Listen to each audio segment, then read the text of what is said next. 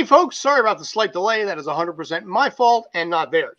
Anyway, I am Scott Schertzen. I am not, in this case, King of the Hill. I am more like a deuce. Today, basically joining me is Mr. Buddy the Elf, dressed as Buddy the Elf, and just looking suave and debonair as he often is, Mr. Dayveonne Bussey. Today, we'll be talking a few different things on the horizon right now. The King of the Hill reboot, basically something I'll be talking about a little bit about.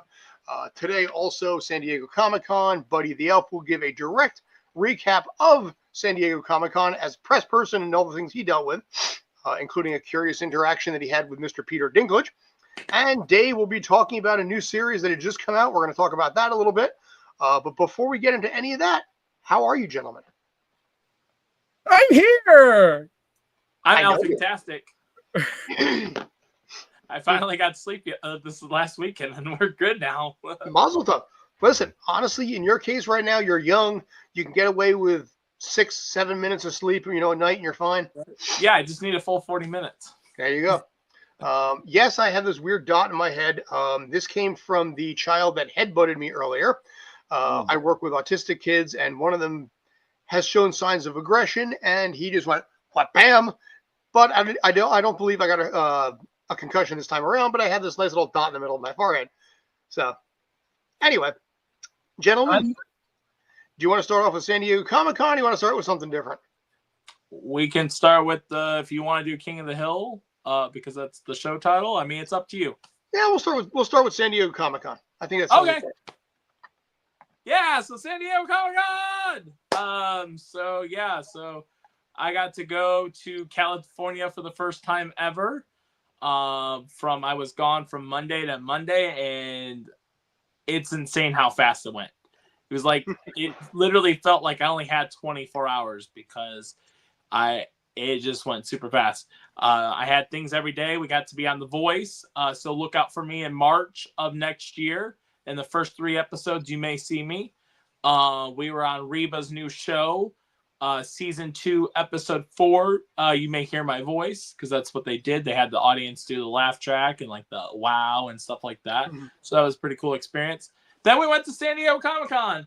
And what's San Diego Comic-Con without showing a couple exclusives? So one of the cool things I got, and you'll see why I got it.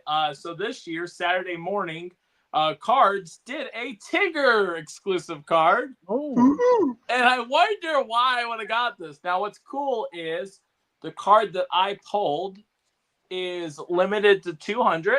Mm-hmm. Wow. It's the Matrix one, limited to 199, basically 200. And then we had Mr. Winnie the Pooh / Tigger 2. Sign it right there.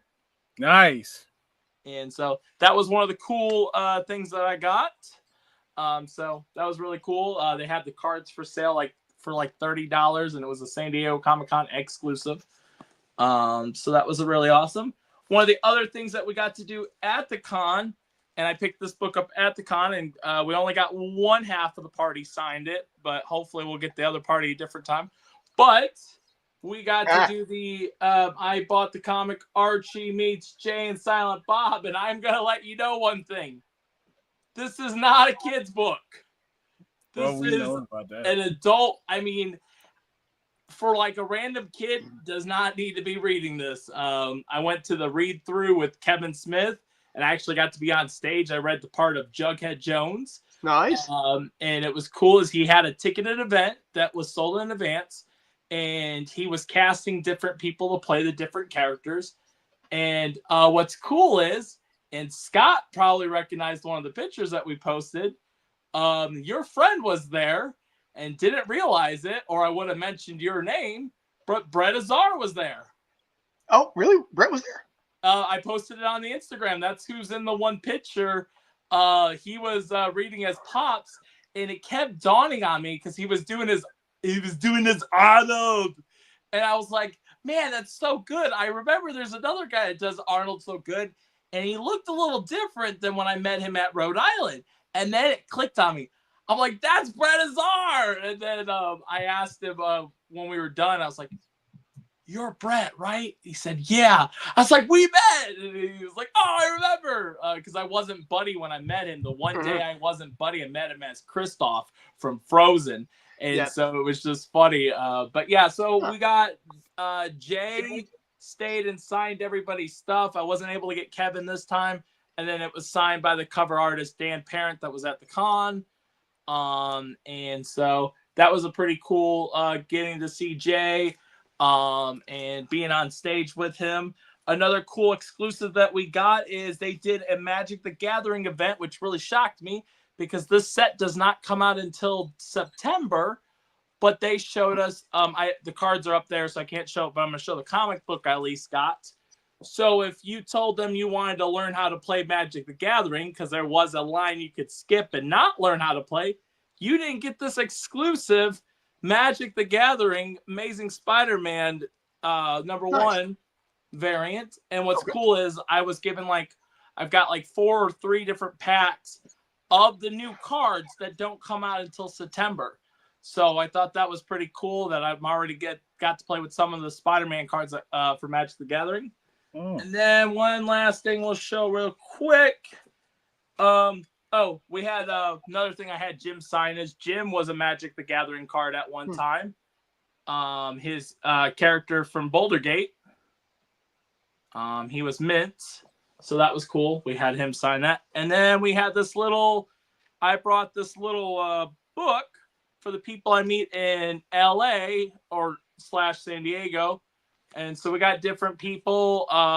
We got one of the ones I was excited is I got Clive. I forgot how to say his last name, but he was the one that does the Napoleon Dynamite song at the end of the movie for The Promise. When in Rome, The Promise song that they play at the end at the tetherball scene. So that was really cool. We got Pedro's autograph. Vote for Pedro. And we got the girl that was in, she was the mom that's buying the product from Uncle Rico. She was there, and that's maybe somebody that will be coming on our show soon. Stay in tune. We had Kurt Cowley Dog sign it. So, yeah, we got just some different people I ran into. Sign my little book. Oh, and we met the pirate from Pirates of the Caribbean. His name's Isaac. He played Boson, and he put It's a Pirate's Life for Me, ARG. Nice. So, yeah. We should probably talk about something that happened while you were there. And speaking, this is not Peter Dinklage, but Lloyd signed it, and he called me a tyrant, and that's where I was about to segue. Fair enough. So that's why my profile says AK Tyrant right now. So we had one of the best thing that made this entire trip worth it is I camped all day in Hall H on Thursday. For anyone that doesn't know, Hall H is sometimes if you leave in the middle of the day, there may not be a chance you get back in because they only can hold 6,500 people at a time. And once it's filled, and they don't just kick people out. If people want to stay throughout all the panels, they let them stay throughout all the panels. The only time they kicked them out was last year when they showed Deadpool Wolverine. They cleared everybody out, so then they could put everybody back in, a new crowd to watch Deadpool Wolverine. That's the only time I've heard they actually did that. But anyways, so we stayed all day from 11 o'clock all the way to 5:30 is when the Peter Dinklage for the new Toxic Avenger movie that's coming out at the end of this month, the movie that technically came out in 23, but was never released to theaters. This will be the first time it is released to theaters. It is the new, Toxic Avenger, where I have a promotion right now, but my face is blurred out, which is one of the greatest things that it's cool. And the fact that this company is most everybody here is in New Jersey. I'm the one guy out.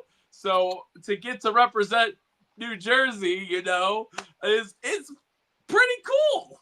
And guess who found it? What? Guess who found it? Who found it? They did find it, yeah.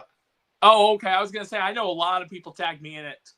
But yeah, no, it's insane. It's and a lot of people have tagged me and they're like, "Why is your face blurred out?" The only thing I can think of is 2 things, but I think if it was because of Buddy the Elf, they would have just got rid of the entire suit.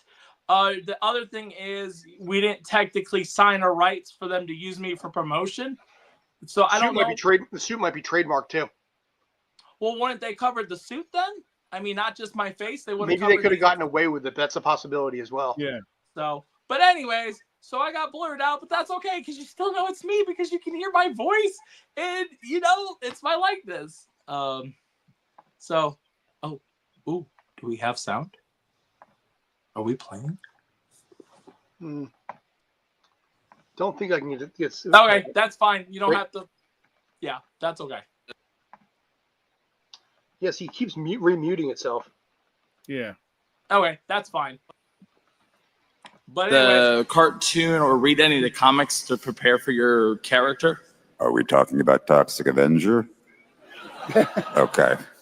Sorry, the costume. Thought it was specific to something else in my canon. No, again, I was very well aware of Lloyd's amazing original Toxic Avenger. I was like the exact perfect age for it. My friend had an older brother, and we got the Betamax copy of it, and it felt taboo, and it was awesome, and there was like some nudity in it, and it was like, cool, this is wild. come for our ultimate. The big cock.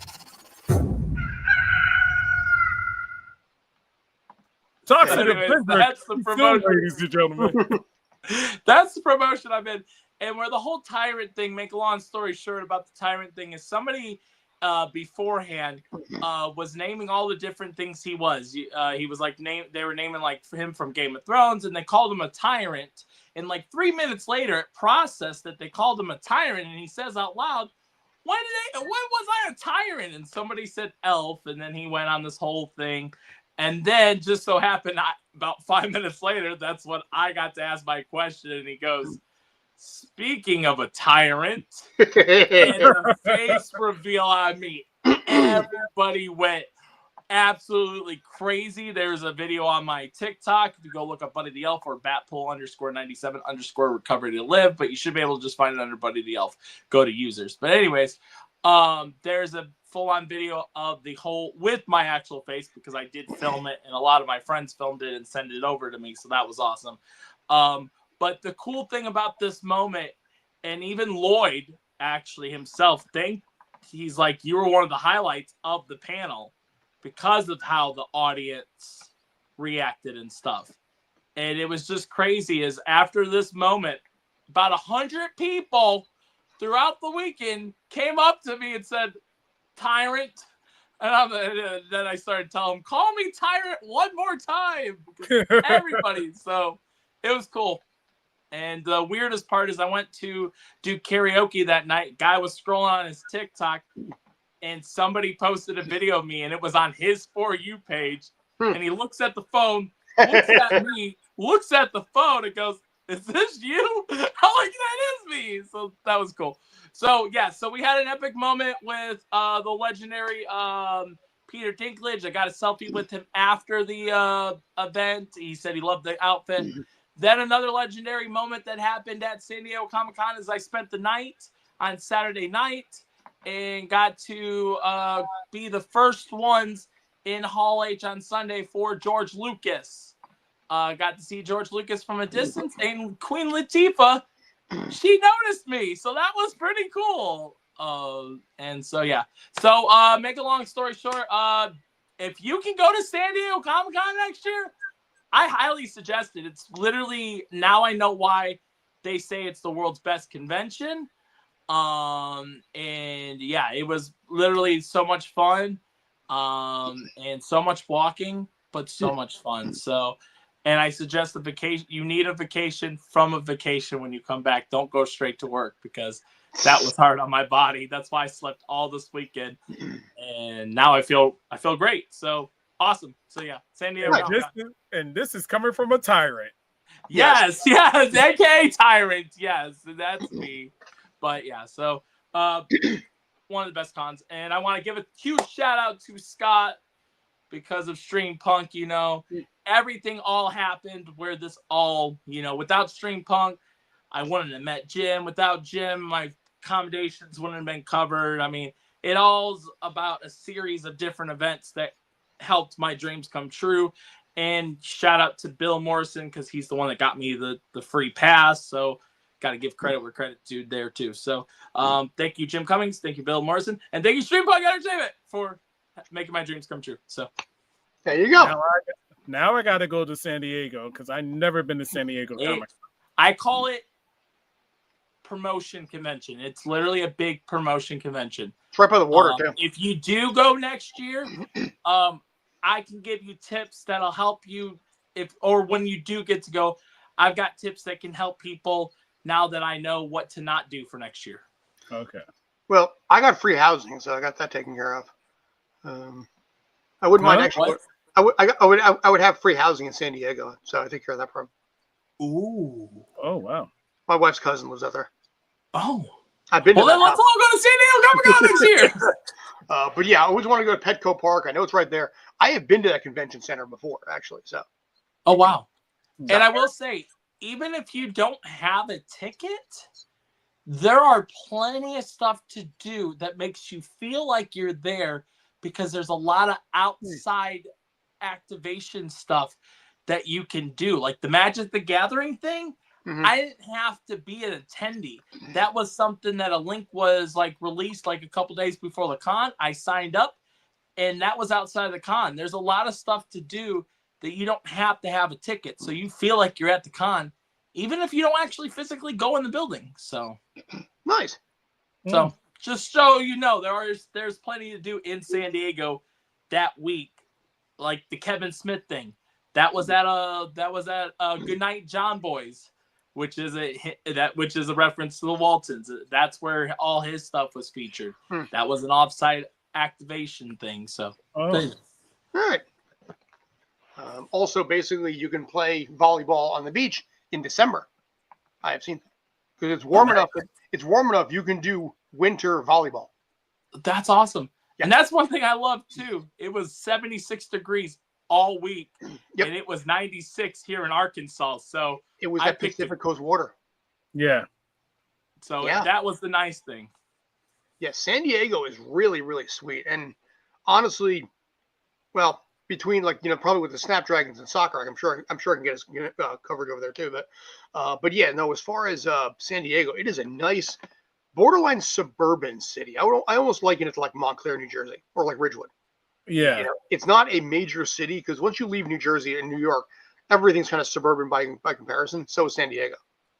But it's nice because, like I said, 8 o'clock at night, you sit there in the middle of December. It's like, we're going to eat outside, but I'll throw a coat. I'll throw like my spring coat on. You're like, oh, this is nice. Oh, yeah. I definitely next year, if I go, I will be bringing a cover if I have to sleep outside because that was my one regret is I didn't realize, even though it was 75 degrees, what an ocean breeze can actually do. And I was actually freezing throughout the night. So, yeah, if you're going to basically sleep in 75 degrees outside, a tent or a car is fine. Yeah, crack out a window, roll the seat down, you'll be fine. I didn't have a car. But yeah. Okay. I had my Lamborghinis. What's that? I had my Lamborghinis. Oh, yes.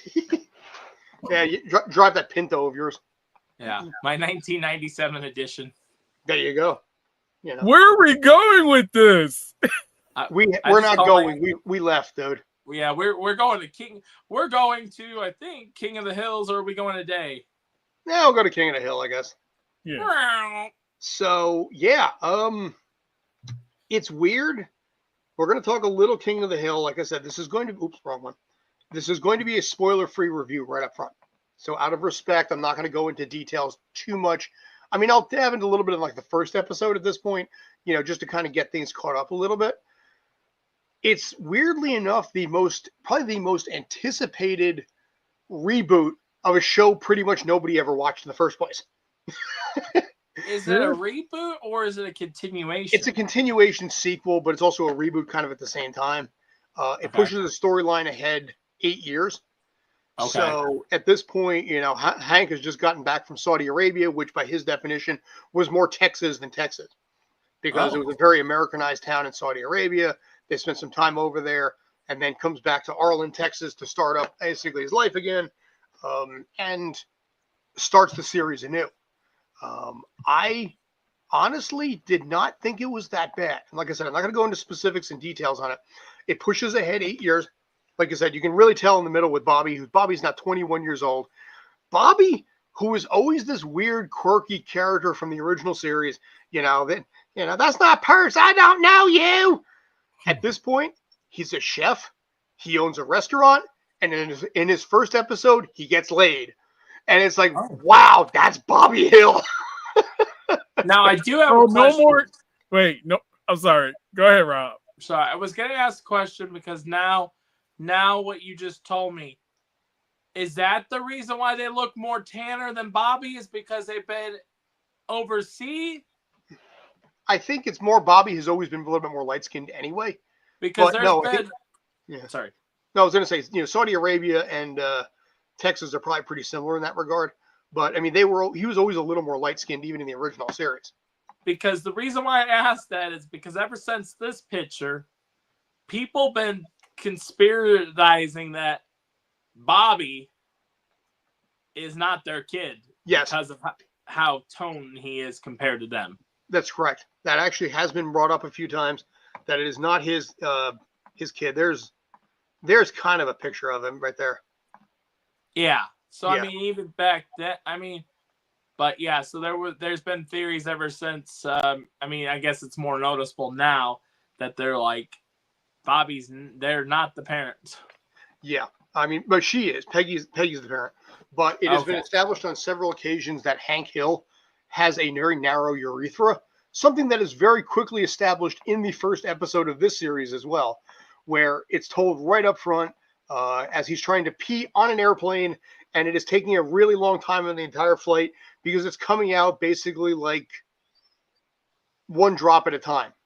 Oh, wow. And Peggy is sitting there talking about the fact that he has a narrow urethra. It's always been very narrow, and it's only gotten narrower with age. And his response is, Peggy, please stop talking about this. I was getting ready to. You don't mind me doing the voice. Go, Bo, if you can do better, please do better. Bobber. I love that voice because it'd be like, Bobby, get over here, Bobby. Bobby. So no more of that, or we still get that. You get a little bit, but it's a little different. It's a little bit more. It's a little bit more of a tete-a-tete kind of thing, because at this point, basically, Hank is retired, and he's trying to figure out how to survive, basically back in Harlan again. His son is clearly, like I said, his son's 21 years old. He already owns a business of his own, a Japanese German cuisine restaurant, which is a unique play, but it works, and he has a life there. And Hank is kind of like, what am I supposed to do with my life now? Did they change his voice, or is it still high pitched? It's still the same voice actors. All the original voice actors have pretty much come back at this point. A couple of them passed away at this point. The voice of John Redcorn, the voice of Dale. There is memorials and mentions in there in the respective episodes. When they went. So Dale Gribble's voice actor died. They did a tribute to episode 7 because that's when the new voice actor took over, and John Redcorn for the 10th episode. So they did honor the cast who's been doing this show for a really long time. Right. Wow. So even though he's 21, he still has this high. They didn't fix his voice at all. He has a more mature high voice, so his voice did drop a little bit. Okay. Because he is 21 years old, so he doesn't have the same. That's what I was thinking. Yeah. But yeah, just to pull the point here, since we talked about it, whether or not Bill is actually Bobby's father. That's the biggest question. It was either him, it was either Bill or possibly Hank's father is Bobby's father. Wait, what? That's the other theory right there. Yeah, that Cotton, is actually Hank's father or Bobby's father and Hank's father too. But. Oh Lord Jesus Christ! How about keeping it in the family? Yeah. A little awkward there. Keith David does join the cast as a new character. He ended up getting the house when Hank and Bobby moved over to Saudi Arabia. So Keith David, in all his Keith David glory, is also part of this too. Wow. Keith David, whose basically only role in voice acting is to sound like Keith David. Yeah. Because if you listen to everything Keith David says, it's the exact same like gargoyle or Goliath voice. Yeah, I was gonna say Goliath is different. If you listen to Goliath, if you listen to the president on Rick and Morty, if you listen to him on this show, it's kind of the same thing. It's sort of like H. John Benjamin and all the voices that he does. Okay. So, But honestly, like I said, if you're a fan of the original series, I think you'll appreciate it. If you're not a fan of the original series and you want to watch it from scratch, yeah, you pretty much can. So you really don't need to know anything about the original to watch this. not like Happy Gilmore 2, no. Happy Gilmore 2, it helps a lot because there's a lot of throwaway gags and and a lot of mentions to the original one, which I think helps you. I had a conversation with someone a couple of weeks ago about that. He's like, I was thinking about just watching the second one. I was like, no, start with the first one first because you'll catch a lot more of the references that way to all the little things that are in Happy Gilmore 2. In this one, you can completely get away with it. All right. But not bad. I mean, 10 episodes all got dropped just like that. So credit there as well. But it might relaunch the franchise.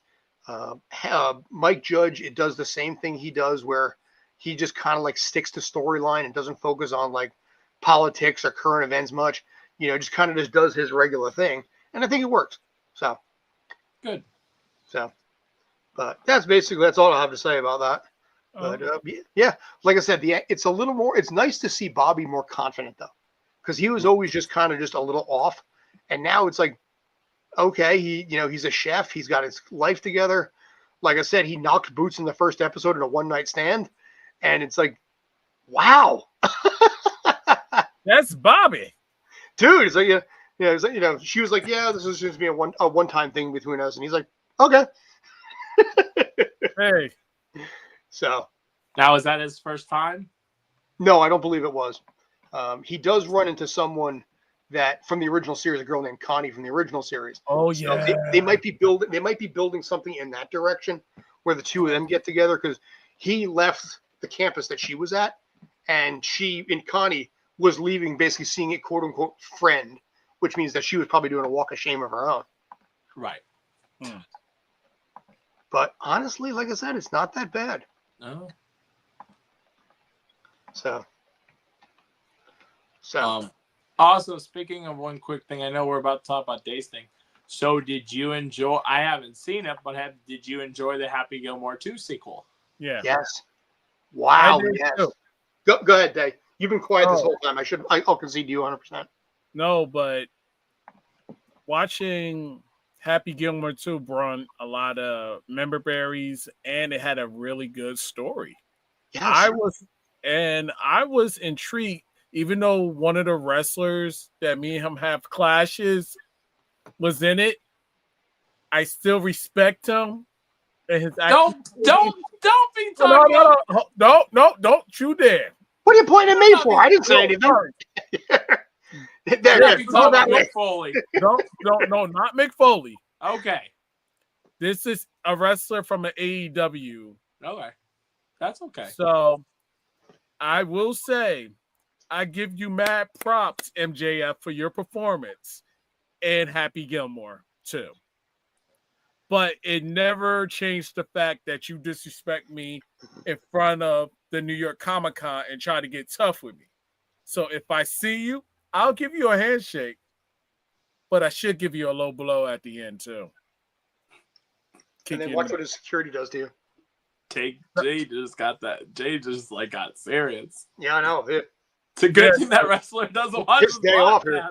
No, because he made a scene. This was during the pandemic when New York Comic-Con happened and had the mask on. I surely wasn't looking at him. I was looking somewhere else. And all I remember was, hey, you. Yeah, you. Why are you looking over here? And I'm like, who the heck are you talking to? Yeah, you. And I'm like, excuse me, sir. Like, nobody's looking at you. And I understand he's doing something, but that could have became bigger than what it was because I took it a whole nother level. You sure he wasn't just messing because he was bored? I don't know, but Scott knows. Scott doesn't know anything. Yes, you do, Scott. Yes. When you do something like that to someone from Jersey in a certain part of Jersey, we take that a different way. In your part of Jersey, I have a story of my own in that place. I still have both my eyes, but that's another so. when somebody start talking to you sideways and you don't know what the heck is going on, but they're trying to start something, the first instinct was, okay. But I had to realize where I was. Yeah, I think he may have been just bored and wanted to pick on somebody. But it got to the point that they got police involved. Because police involved with you? It was people had complaints and they brought police to basically deal with him. Oh, okay. So you weren't the only person he did. Correct. Okay. Well, so. But overall, Happy Gilmore. I'm a huge Adam Sandler fan for some of his films, not all of it, but definitely Anger Management is at the top 5. I love Anger Management. If he does a sequel to that, I'm down with it. Go ahead. No, but that's it. Like, I did have a question because you both have seen it, and the one complaint I've seen on TikTok, because I am on the TikTok. Did the 76 cameos ruin the movie for you at all? Did you feel like there was too many cameos? No, I think in other circumstances it could have, but I think in this case it's more of just people being like, "It's Adam Sandler. I'm down." Yeah. Okay. Because that was a complaint. I know you guys said the story was good, but that was the complaint that I seen from different people that were reviewing the movie. They felt like there was too many cameos and therefore took them out of the moment in certain scenes. I don't know what scenes they're talking about because I haven't seen the movie. Could be any of them.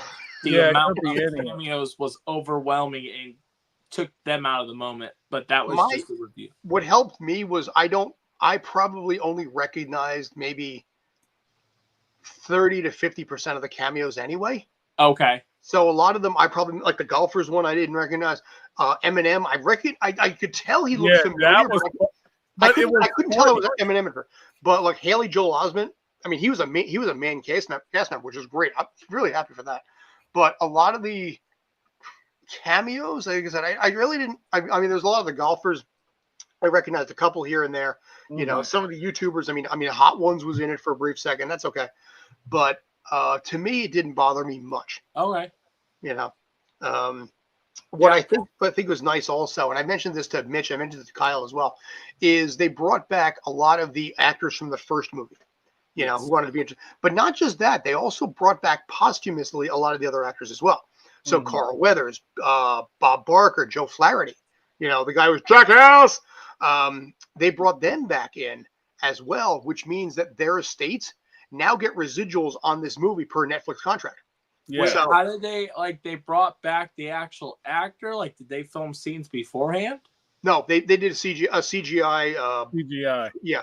So for they didn't really do like massive scenes. So they didn't do like Rogue One where they brought back Peter Cushing, in Star Wars. But but they did have like little things, little nods here and there that worked. And is that where they would have had to ask permission first in order to do that stuff? You would legally have to ask the estate. You'd have to get the estate's permission in writing. And I'm sure there might have been some money thrown in where Netflix is like, we'll give $50,000 for the likeness, and then basically, residuals on top of it. Right. So they probably did something in that area. Yes. Okay. But again, it's because it's Adam Sandler. It's a lot like Kevin Smith. You can get a lot, basically a lot of people are willing to say yes because of the charisma that they have. Right. So, but it's the storyline, I think in some ways was better than the first. Okay. The first one will always be more memorable, but the second one has some scenes that the second one made me laugh way more than I thought it was going to. Because you know how I feel about Coming to America too. Yes. You know how I feel about Coming to America too. Yeah, this was not bad. Everybody knows. This was really, really good. Yes. And it had a heartfelt story. I knew some of the plot ahead of time because I knew people that were on the set, so I knew some of the details ahead. But it was also really nice, and the fact that he had his own family members in there too. His wife was in it. Both his kids were in it. One of his kids played his daughter in the movie. Right. So. Now, do you think it was smart that they did a Netflix exclusive only, or do you think it should have went to theaters? I think. Okay, go ahead. I understood why he did a Netflix exclusive, but I really felt as though I think if he would have done it in theaters, it would have racked up mad money. he probably wasn't allowed because he has a picture deal with Netflix that was originally 8 movies and it's probably been bumped up at this point because he's been doing movies for Netflix for years, Uncut Gems, even before that.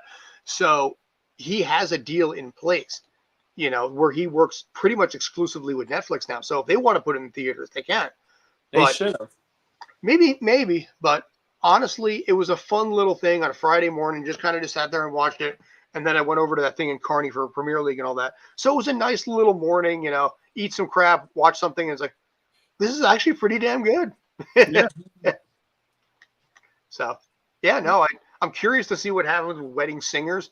And if he did Big Daddy 2, Cole Sprouse or Dylan Sprouse are the perfect age for it. Whichever, the ones that played the kid in the first movie. Yeah, Cole Sprouse and Dylan. Yeah, I forget which one, but one of them did Riverdale for 8 seasons. Cole Sprouse did. Okay. Yeah, I forget which one was which. Cole Sprouse became the more popular of the two twins because Cole Sprouse was also in 5 Feet Apart, the movie about cystic fibrosis. That really broke up during COVID because the whole 5 feet apart rule, or 6 feet apart, and then that just came out right before COVID with the 6 feet. But that was a really good movie that helped Cole's career. Dylan, he became more of a gamer. He's more of a streamer and stuff like that. He's a professional gamer and stuff. But yeah, Big Daddy 2 would be prime for it because age appropriate. It fits so perfectly. Yep. Oh yeah. But just no little Nicky too. Thank you. Anyway, you want to talk fixed? You want to get fixed? Oh yes, Lord. Let's fix it. Oh Lord. Long Johnson. Ladies and gentlemen. Ooh, Lordy. Trouble so high. All I gotta say is Jenny Tarskoski. Jenny Tarskoski. You may recognize his work as an animator from Dexter's Lab, Tori, and Samurai Jack. This is his baby right here. Fixed. It had a good cast. Idris Elba. Some names I can't get off my head because I didn't even think about the cast. I watched this movie. Oh my God. If you saw Sausage Party, this put Sausage Party to shame, bro. And when I say this movie put Sausage Party to shame, great story, great concept. Having the life of dogs and seeing how dogs think in an animated series like this, in a movie like this. It's not a series, it's a movie. Yo, it's this dog named what's the dog's name? Oh God. Well, the main dog character is right here. Oh my God. This is one of those films. First, you're gonna be disgusted, but you're gonna be laughing your butt off. That's what Sausage Party was forgetting. It was okay, you went too graphic to the point where it wasn't funny anymore. This went graphic but funny. It had a good balance of comedy. The artwork reminded me of Ren and Stimpy. So I was surprised that they didn't mention Bob Camp and all that. But you're just saying that's the River House. But going to the red carpet premiere, going to the premiere, the Q&A premiere. Okay. I met Janiskowski. Yeah, Genny Tartakovsky, you met him? Jelly. Oh, God, I keep messing the name up. Gendy Tartakovsky. Jendy Tartakovsky. Close enough. The Dexter's Lab and Star Wars Clone Wars original guy. Yeah. And Samurai Jack. Jack. Great guy. Amazing person. Great to talk to. Did you get any pictures? Yes, I have. Okay. And I guess Scott's going to pull that up. Share? I hope I sent it. You did send one. I forgot about that till just now. So this is not out yet, so you can't speak any spoilers. All I can say is till 13th. It's a fun, comedy, gruesome film. All right. make you feel uncomfortable in a way where you're gonna laugh. So not my kind of movie. Got it. There. And that's him right there. Okay. That's Gennady Tartakovsky. Yep. He looks good for what, however, man, 60 years old. 60, yeah. But like I said, the guy, the film, oh my God, I have to say, if you was disappointed with the movie Sausage Party, you're not going to get disappointed with this. This even had some people that I didn't expect to see them laugh, had them rolling. You know what you're going to get with someone like him, because granted, he cut his teeth on Dexter's Lab, which is, then you saw, like I said, the quality that he brought for Samurai Jack, even with that final season when he brought it back one more time, and in between having Star Wars, the Clone Wars, the original animated one, not the Dave Filoni one, but the one that really took place between episodes 2 and 3 and led and had a preview leading right up to episode 3 before episode 3 came out. Yeah. That was all Tartakovsky. See, I would say this was his baby before he did anything, because he had to go through hoops from what he stated during the Q&A. Really? Because Sony Animation was kind of shaky about this film. Really? And Netflix. Because it wasn't child friendly. It was adult. When I say this film is mad adult, it's mad adult, bro. Kind of like the Jay and Silent Bob comic book. There's a thing where there's a weird misnomer in U.S. audiences with executives that cartoons are meant only for kids. Yeah. And there's been a few dabbles across there. I mean, Cool World didn't work out. Fritz the Cat never worked out. And it's weird because you can have a kid's, you can have an animation and it's assumed for kids. But if it's CGI, suddenly it can be okay for adults. And it's like this weird thing. Why one but not the other? Like Rick. But this actually brought me back to, like, when MTV had the Liquid animation. Oh yeah, Liquid TV. That's dating myself on that one. That's what really got me. Like, I really, really enjoyed myself watching it. And we need more stuff like that so we can laugh and enjoy stupid stuff. Because it's like bringing back childhood memories when you was a kid and you was sneaking and watch like Beavis and Butthead and Leon Flux and Celebrity Deathmatch. Those shows that your parents prevented you to watch. That's what I got out of this film. And it was really something that you enjoyed and you loved for what it was. Nice. All right. So it comes out actually just a little over a week at this point. Yeah. August 13th. So I'm letting y'all know it's a must watch. Once you see it, comment below your opinions about it. I know you're probably going to be disgusted, but also laughing. But it's worth it. Nice. All right. Cool. Which, by the way, can you quote where that movie came from and why that movie's now 20 years old?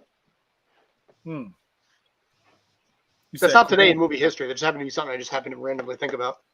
You said cool. Yes, it was said by Seth Rogen in a movie that kind of got him launched. The beginning of a movie that's now 20 years old. Oh, Zach and Marie make a porno?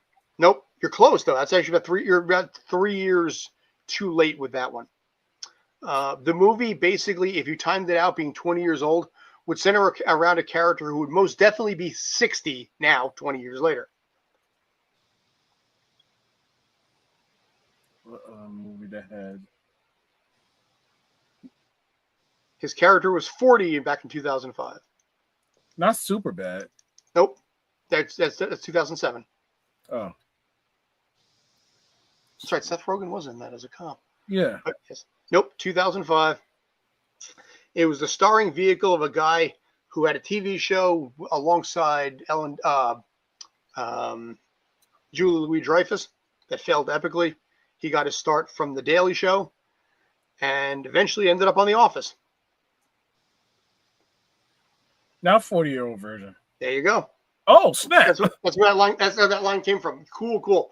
Because in the very beginning of the movies, they're talking about their weekend plans, and Seth Rogen's talking about they went down to Tijuana and watched a donkey show, and Steve Carell's character was like, "I was really in the mood to make an omelet, and so I basically got the ingredients. It took me about 7 hours, and by the time I was done, I didn't want to eat it anymore." And you could tell Seth Rogen's character is like, "I don't know where to go with this."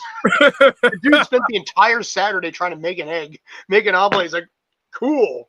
And you just see him just doing this. That movie is just gold, man. That movie is so much better than it had any right to be whatsoever. Catherine Keener, I love you from that movie. Rob is just sitting there like, okay. Yeah.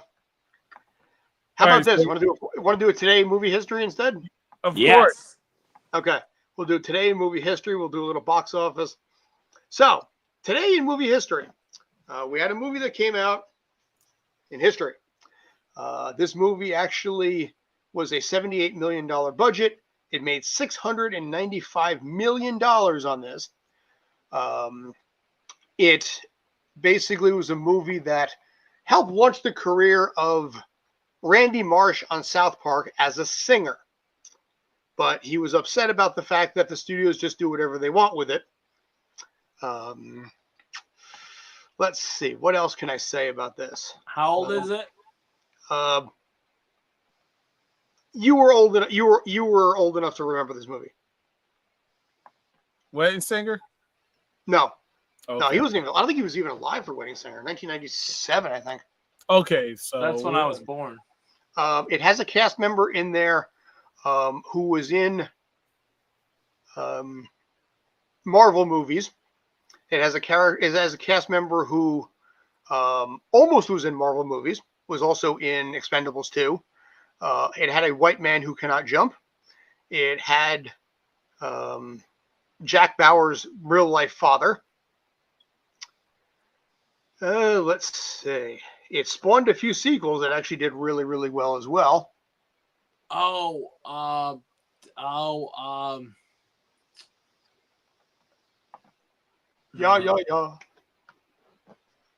I was gonna say Bad Boys, but I know it's not it. Oh boy, no, dude, Bad Boys like 1995. Well, you said spawned sequels and stuff. Yeah, no, this was the first one. And it got sequels, and it's got Woody Harrelson. In the movie itself, this actress that played the lead also took over a role that was previously played by Rebecca Romijn in blue paint. I got Woody Harrelson. X-Men? You're on the right track. She did do X-Men movies. Oh, Hunger Games. There you go. Oh. Yeah. Hunger. Yeah, today in 2012, the first Hunger Games movie was released. Wow. I went and saw that in theaters. 13 years ago, man. I'm not a Hunger Games. Yeah. Once you said X-Men, I was like, oh, Jennifer Lawrence. Yep. Yeah, because Rebecca Romijn was Mystique at first, and then Jennifer Lawrence took over. Yeah, for First Class, Dark Phoenix, and all the rest of them. So. Yep. So, but yeah, Hunger Games 1 came out today. I got one. Woo! Also on today's date, I'll give you two more. This was a movie that starred a cast member from the first Superman movie, who was paid, I believe, about $4 million for 10 minutes of time. We talking about the original Superman? Yes, but like Christopher Reeve's Superman? Yes. Okay, sorry, I had to clarify. He played, what's that? I had to clarify which Superman. Sorry. Yeah, in the original one, at the end of his career, he did The Island of Dr. Moreau. He also made the phrase Stella famous. This is one of the most iconic movies of all time. Enemy of State? Way bigger than that. And earlier than that, by the way. Because I'm thinking the guy you're talking about is Gene Hackman. No. This movie came out before all three of us were born, however. And it's not Gene Hackman. Okay, so who could it be in the Superman movie? You know, if you give us some thought, I'm sure you can figure out. Oh, Godfather. There you go. I figured if I sit here and talk like this, you'll be able to figure that out too. And then I have one more movie here. starring one of the cast members from Bill and Ted's Excellent Adventure, Bill and Ted's Bogus Journey. And let's see, that character also played a football player in a movie that I have a jersey of. Rudy. No. The Replacements. That's the movie. But the actor, basically, this movie was released in history starring the main character from that movie. Oh, Mark Wahlberg? Nope. No. Oh, maybe Keanu I'm thinking of the wrong Reeves. movie. Keanu Reeves. Yep. Sorry, wrong movie. It's okay. It was a highly anticipated sequel.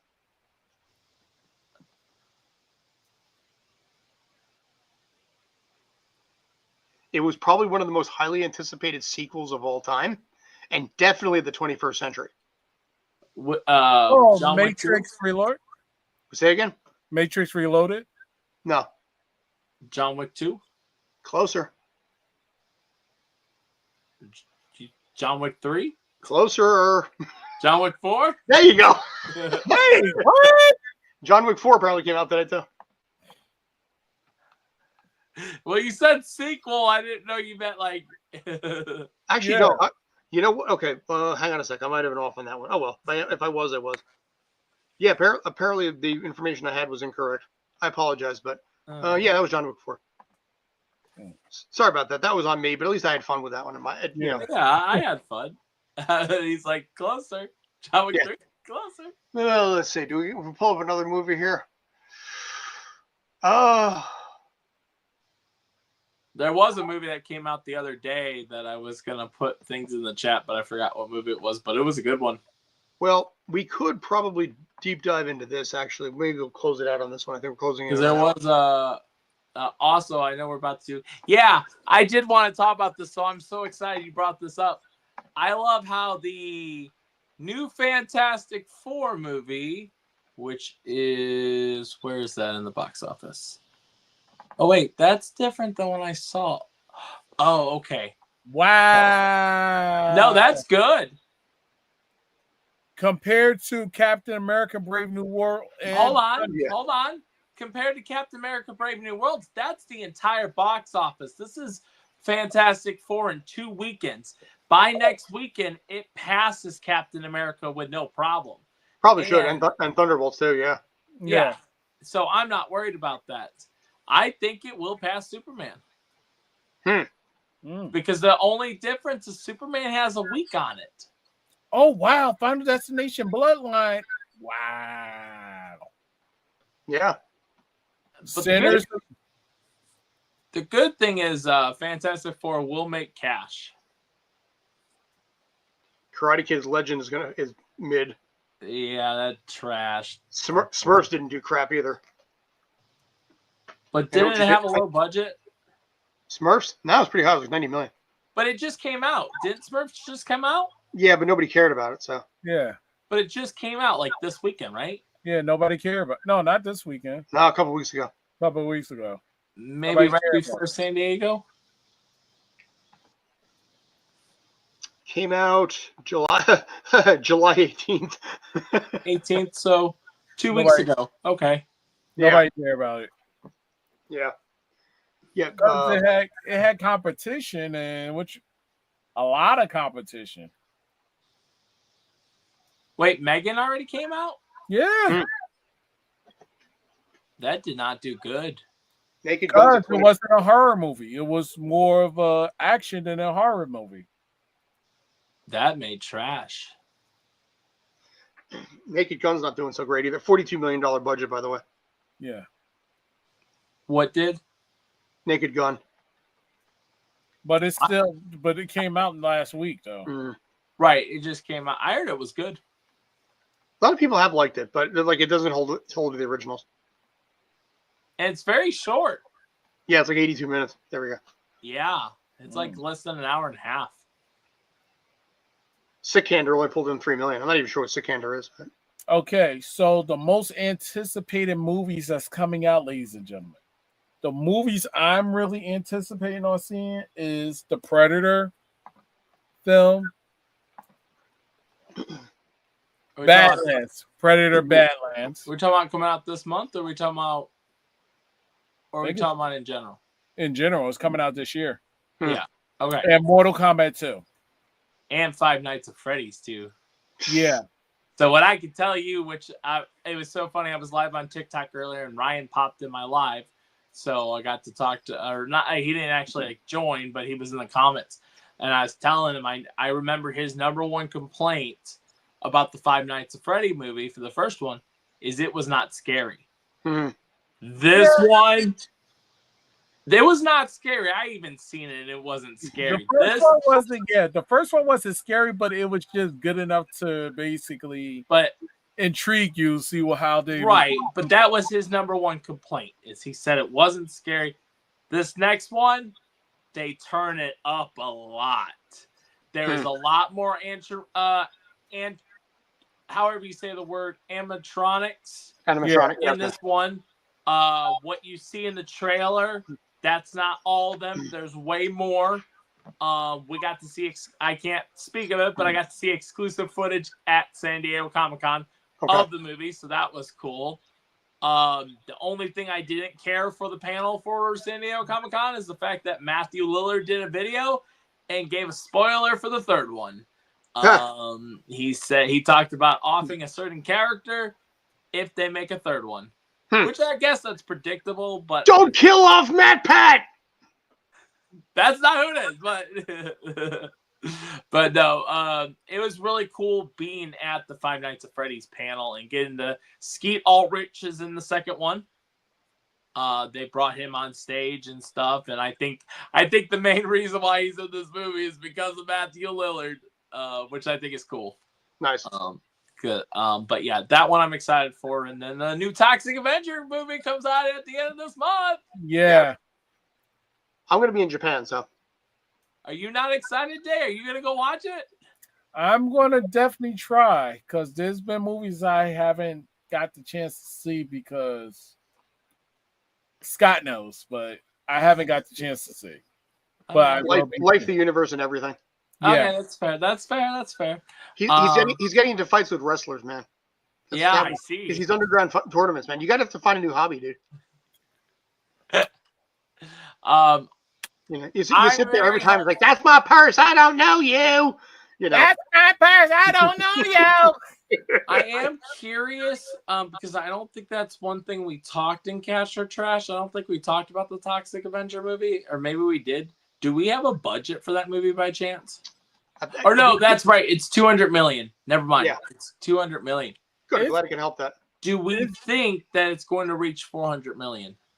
It's doable, but I think barely, only because you're reaching to a audience, especially the Gen Zs, that doesn't know nothing about Toxic Avenger. But it's a possibility because Peter Dinklage is in it as Toxic Avenger. And Elijah Woods is in it. Yeah, but it's that people are more interested in a Targaryen than they are in and then Frodo, I think, though. Yeah. And I think Lloyd makes an appearance in it too, because I saw his Facebook post. Something about he made some kind of Facebook post saying, "I'm getting ready for my big role." And it's not a James Gunn movie either. Well, he tagged Superman, and I was confused, and I think he was James Gunn. James Gunn. Because he gave James Gunn a start. Actually, he gave a lot of people a start. Right.